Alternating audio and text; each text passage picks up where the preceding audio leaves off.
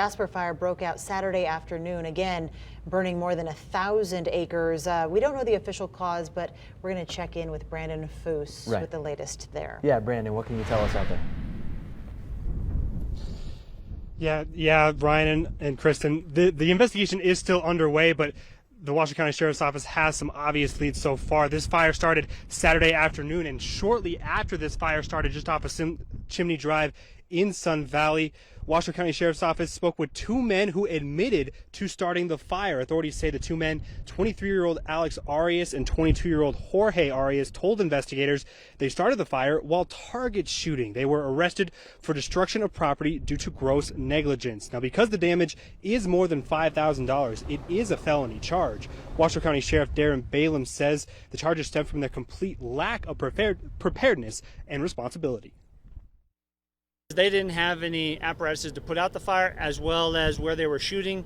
It was in large cheatgrass area. So again, target shooting and that, not being prepared, not knowing and having the tools and equipment to put out a fire if you were to start it. The fire investigation is still ongoing. That's why the cause hasn't been confirmed yet. But whether the two suspects were on Washoe County or BLM land, the destruction of property charges apply. Sheriff and fire officials say conditions are dry enough now. It's a risk anytime you go target shooting on open land, but especially on red flag days. By far, the smartest choice is going to a shooting range. Because then you can safely shoot there, but if you're going to go in the hills, that's at minimum, have a shovel, have a fire extinguisher, and have plenty of water that you can put out.